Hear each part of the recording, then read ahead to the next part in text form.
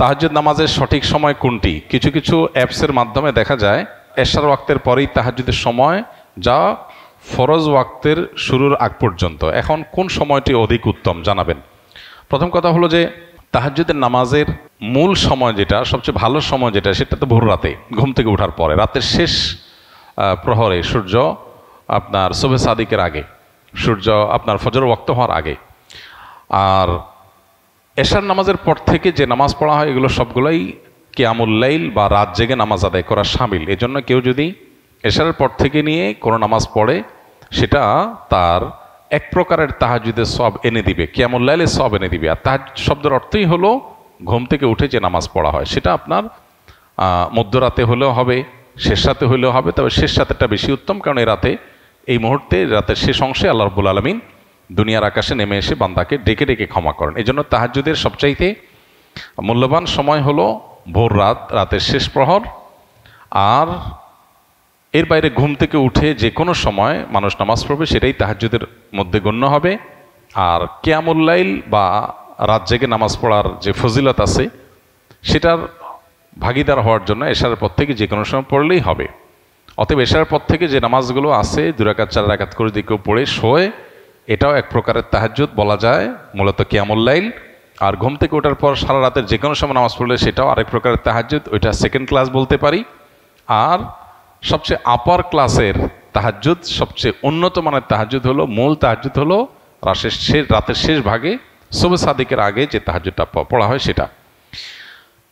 এরপর প্রশ্ন হলো, সফরে থাকা ব্যক্তির জন্য জুমার নামাজের বিধান কি? কত রাকাত পড়তে হবে জানালে উপকৃত হব। প্রথম কথা হলো যে কোনো মুসাফির সফররত অবস্থায় যদি জুমা পড়েন তাহলে তাকে 2 রাকাত জুমাই পড়তে হবে। 2 রাকাতের মধ্যে আর কোনো কসর নাই, সেটা তো আমরা জানি অনেকেই। আর মুসাফির ব্যক্তির জন্য জুমা ফরজ না। তিনি চাইলে জুমার দিন সফররত অবস্থায় থাকলে তিনি জোহর আদায় করতে পারেন। যদি তিনি জুমা পড়েন তাহলে সেক্ষেত্রে তিনি জুমা পুরোপুরি পড়বেন, সেক্ষেত্রে আলাদা কসরের বাইরে আর এখানে কসর করার কোনো অপশন নাই। পুরো নামাজ তিনি, অর্থাৎ 2 রাকাত জুমার নামাজ 2 রাকাতই আদায় করবেন। এরপরে প্রশ্ন হলো, চুল দাড়ি এবং মোচ কিভাবে রাখলে সঠিক ও ইসলাম অনুযায়ী হয় এবং কিভাবে রাখলে গুনাহগার হতে হবে একটু বুঝিয়ে বলবেন। নবী করিম সাল্লাল্লাহু আলাইহি সাল্লাম আমাদেরকে সুনানুল ফিতরাহ সম্পর্কে ধারণা দিয়েছেন। সুনানুল ফিতরাহ কি? সুনানুল ফিতরাহ মানে হলো প্রকৃতিগত সুন্নাহ। কিছু সুন্নাত আছে যে সুন্নাহগুলো বিভিন্ন নবী রাসূলরা ধারণ করেছেন অনেক আগে থেকে, শত শত বছর, হাজার হাজার বছর থেকে সকল নবী রাসূলরা এই সুন্নাহগুলোর উপর আমল করেছেন। কমন সুন্নাহ, যে সুন্নাহগুলো প্রকৃতিগত সুন্নাহ, মূলগত সুন্নাহ, আল্লাহ তাআলা এই সুন্নাহগুলো দীর্ঘদিন পর্যন্ত মানুষের মধ্যে আল্লাহ এভাবে দিয়ে রেখেছেন। এই সুন্নাহগুলোর বিশেষ গুরুত্ব আছে। এর মধ্যে থেকে একটা হলো আপনার নখ ছোট করা, এটা মিন সুনানুল ফিতরাহ। এরকম আরো অনেকগুলো সুনানুল ফিতরাহ আছে, নবী করিম সাল্লাল্লাহু আলাইহি ওয়াসাল্লাম সম্পর্কে বলেছেন। এর বাইরে সাধারণ কিছু সুন্নাহ আছে যেগুলো নবী সাল্লাল্লাহু আলাইহি ওয়াসাল্লাম নির্দেশ করেছেন কিংবা আমল করেছেন, সেই হিসাবে সুন্নাহ। চুল রাখার ক্ষেত্রে নবী সাল্লাল্লাহু আলাইহি ওয়াসাল্লামের যে সুন্নাহ সেটা হলো যে চুল নবী সাল্লাল্লাহু আলাইহি ওয়াসাল্লাম 3 ভাবে রাখতেন। কানের লতি পর্যন্ত, কাঁধ পর্যন্ত, 2টার মধ্যবর্তী জায়গা পর্যন্ত, যেটাকে জুম্মা, লিম্মা, অফরা বলা হয়। অতএব এই চুল লম্বা করে রাখা এটা হলো সুন্নাত পুরুষের জন্য। আর মহিলার জন্য চুল লম্বা করা একান্ত প্রয়োজন না হলে না কাটা, সেটাই হলো তাদের জন্য সুন্নাহ। আর এর বাইরে কেউ যদি চুল রাখে সেক্ষেত্রে শরিয়ার নির্দেশনা হলো কাজা, এক প্রকারের চুল রাখা আছে কাজা, যেটাকে হাদিসের ভাষায় কাজা বলা হয়েছে। কাজা চুল রাখা নিষেধ, নবী সাল্লাল্লাহু আলাইহি ওয়াসাল্লাম নিষেধ করেছেন কাজা চুল না রাখতে। কাজা কোনটা? কাজা হলো চুল মাথার এক অংশে এক একভাবে রাখা, কোথাও বড় কোথাও ছোট, একটু এক সাইডে চেষে ফেললাম, আরেক সাইডে একটু বড় করে রাখলাম। এইখন আজকাল যে সমস্ত চুল রাখার স্টাইলগুলো আছে সেই স্টাইলগুলো তাকালে আমরা দেখতে পাই কাজা কাকে বলে। বিশেষ করে সেলুনে গেলে বিভিন্ন চুল কাটার যে স্টাইলগুলোর ছবি আঁকানো আছে, ওই ছবিগুলোর বেশিরভাগই কাজার আওতায়ভুক্ত হয়। আমাদের তরুণরা অনেকে এই সমস্ত কাজা চুল রাখার এই পদ্ধতিটা অনুসরণ করেন, নবী সাল্লাল্লাহু আলাইহি ওয়াসাল্লাম সেটা নিষেধ করেছেন।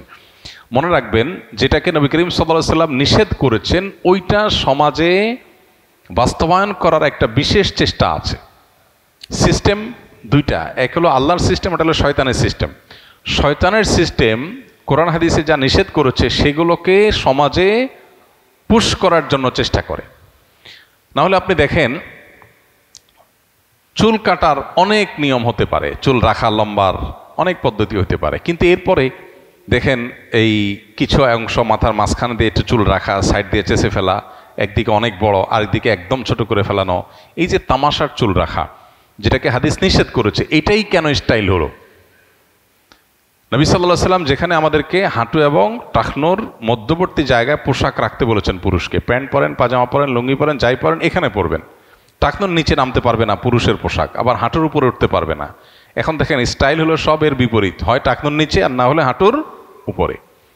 তো এই যে স্টাইলগুলো পৃথিবীতে এস্টাবলিশড হচ্ছে, এখানে শয়তান মানুষকে ক্ষতিগ্রস্ত করার জন্য আল্লাহ এবং তার রাসূল আমাদেরকে যে নিষেধ করেছেন সেগুলো আরো জোর করে আমাদেরকে করাবার জন্য তাদের বিভিন্ন সিস্টেম তারা ডেভেলপ করে।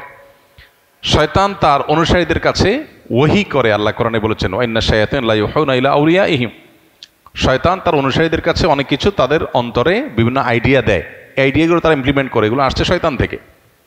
তো আমাদের যুবকরা যারা এই ধরনের বিশৃঙ্খল চুল রাখেন, বিশেষ করে ফাসেক, কাফের, অমুসলিম, যাদের মধ্যে আল্লাহর ভয় নাই, তাদের স্টাইল ধারণ করে চুল রাখেন, তাদের ভয় করা উচিত। কারণ নবী সাল্লাল্লাহু আলাইহি ওয়াসাল্লাম বলেছেন মান তাশাব্বাহা বিকওমিন ফাহুয়া মিনহুম, যে ব্যক্তি কোনো বিশেষ শ্রেণী মানুষের বেশভূষা, তাদের স্টাইল ধরে, তারা তাদের অন্তর্ভুক্ত হবে।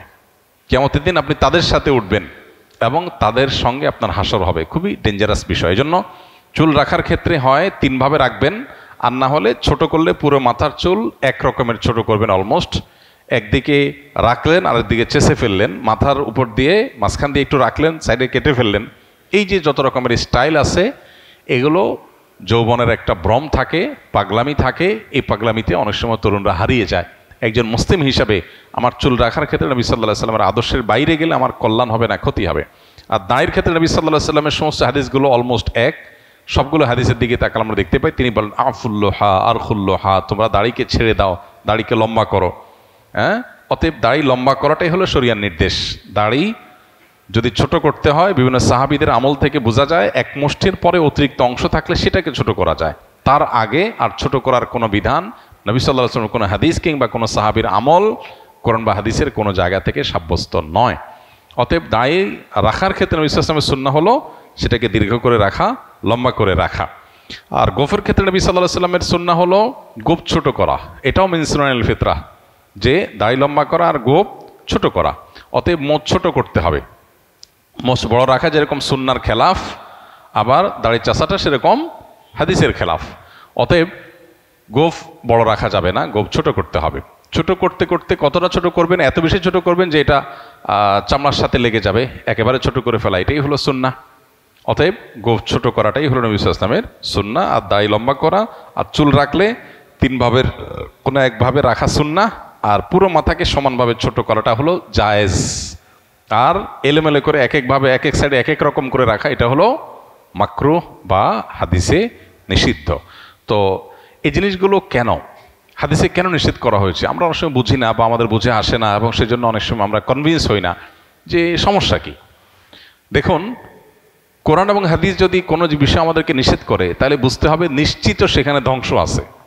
হয়তো আমি বুঝবো না, হয়তো আমার স্পিরিচুয়ালি আধ্যাত্মিকভাবে আমি ধ্বংস হয়ে যাব, হয়তো এই ধ্বংসটা আমার পরে বুঝে আসবে, কিন্তু ধ্বংস নিশ্চিত যদি কোরআন হাদিস নিষেধ করে। এজন্য ঈমানদার আল্লাহর কাছে নিজেকে সুপর্দ করবে যে আল্লাহ যা নির্দেশ করেছেন সেগুলোর মধ্যে কল্যাণ, যা নিষেধ করেছেন সেগুলোতে অকল্যাণ আছে, নিশ্চিত জেনে সে অগ্রসর হবে।